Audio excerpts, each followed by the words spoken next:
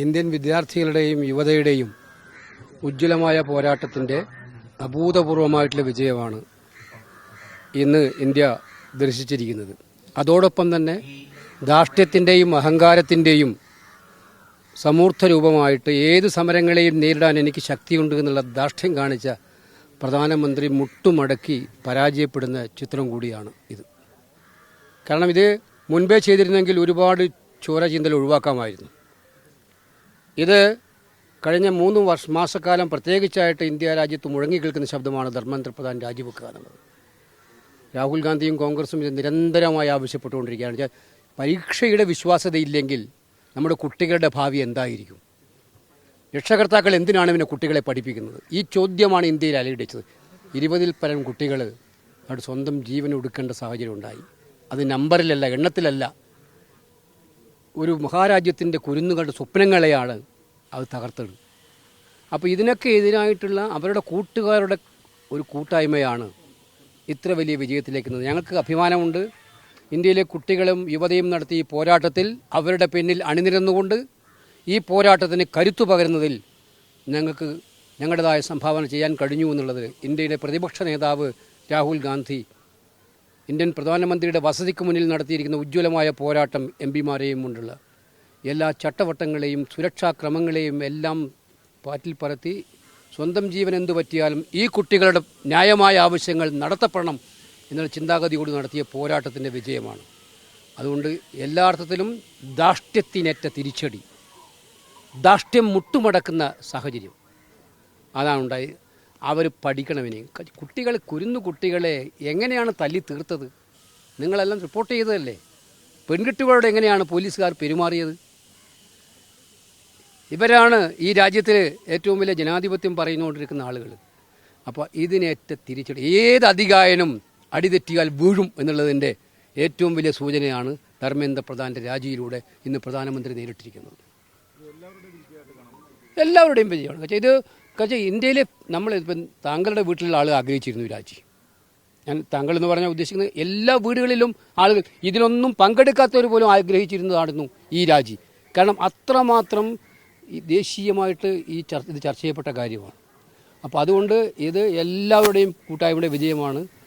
ഇത് ഞങ്ങളെ സംബന്ധിച്ചിടത്തോളം ഇത് ഏറ്റവും വലിയ വിജയം എന്ന് പറയുന്നത് നമ്മുടെ പുതിയ തലമുറയുണ്ടല്ലോ, ആ പുതിയ തലമുറ പ്രതീക്ഷ നൽകുന്ന തലമുറയാണ് എന്നുള്ളതാണ്. കൺവിക്ഷനോടുകൂടി നിശ്ചയദാർഢ്യത്തോടുകൂടി പോരാട്ടം നടത്താൻ കഴിയുന്ന എന്ത് വെല്ലുവിളികളുണ്ടായാലും നേരിടാൻ കഴിയുന്ന തലമുറയാണെന്ന് തെളിയിച്ച ഒരു ഉജ്ജ്വല പോരാട്ടം കൂടിയാണിത്.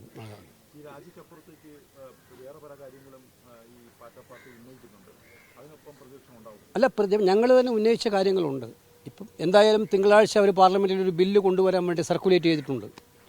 പരീക്ഷകൾ കുറ്റമറ്റതാക്കി മാറ്റുന്നതിന് വേണ്ടിയിട്ടുള്ള കൃത്യമായ ശിക്ഷാ നടപടി. 12 കൊല്ലം ഭരിച്ചിട്ട് ഈ 12ാമത്തെ കൊല്ലം 20 കുരുന്നുകളുടെ ജീവൻ ഒടുക്കിയിട്ടാണ് ഇവരിത് കൊണ്ടുവരുന്നത് എന്നുള്ളത് വേറെ കാര്യം.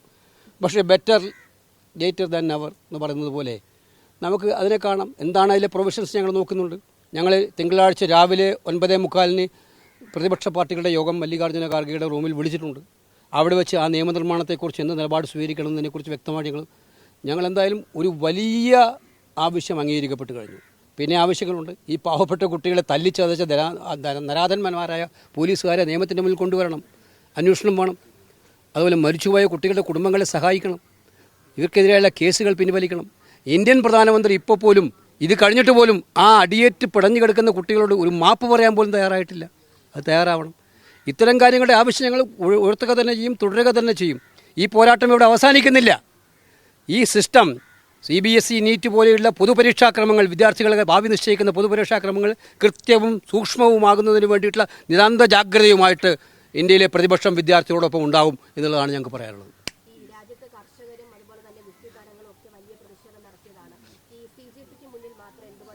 നിങ്ങളെ ഇത് അങ്ങനെ ഒരു രാഷ്ട്രീയ പാർട്ടിയുടെ ബാനറിൽ നടന്ന സമരമല്ല ഇത്. ആദ്യം മനസ്സിലാക്കുക. അവിടെ വന്ന കുട്ടികളോട് ചോദിച്ച എല്ലാവർക്കും അറിയാം. ഇത് ഞാൻ പറഞ്ഞില്ലേ, എല്ലാവരും ഇപ്പോൾ കഴിഞ്ഞ ദിവസം ഞാൻ കണ്ടു, ഇന്നലെ ഒരു വാർത്ത കണ്ടു, ആസാമിലെ BJP മന്ത്രിയുടെ മകളും ഈ സമരത്തിൽ പങ്കെടുക്കാൻ വന്നു. പല BJPക്കാരുടെ വീട്ടിലെ മക്കളൊന്നും സമരത്തിൽ പങ്കെടുത്തിട്ടുണ്ട്. ഇത് രാഷ്ട്രീയത്തിനതീതമായിട്ടുള്ള മറ്റു ചിന്താഗതികൾക്കതീതമായിട്ടുള്ള സമരമാണ്. കർഷക സമരം വിജയിച്ചു. ഇതുപോലെ കർഷകർ നടത്തിയ നിശ്ചയദാർഢ്യത്തോടുള്ള സമരത്തിന് പറഞ്ഞ ആ 3 ബില്ലുകൾ പിൻവലിച്ചത് അവരുടെ പോരാട്ടത്തിൻ്റെ വിജയമാണ്. അന്നും ഇപ്പോൾ ആദ്യം ചിലർ ചോദിക്കുന്നുണ്ട് എന്തുകൊണ്ട് കോൺഗ്രസ് ആദ്യ വിനോദ നിലപാടെടുത്തില്ല. കോൺഗ്രസ് ആദ്യം എടുത്തിരുന്നെങ്കിൽ പറയുകയാണെങ്കിൽ രാഷ്ട്രീയമാക്കി കോൺഗ്രസ്. ഇത് രാഷ്ട്രീയപ്രേരിതമായ സമരമാണ്. മോഡി അട്ടിമറിക്കാൻ വേണ്ടി സമരം.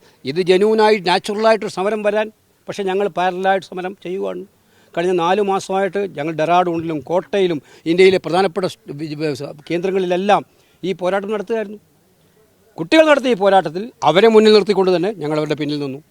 എല്ലാ സഹായവും ചെയ്തു. പാർലമെൻറ്റ് ഈ പോരാട്ടത്തിന് ഏറ്റവും വലിയ വേദിയാക്കി മാറ്റി.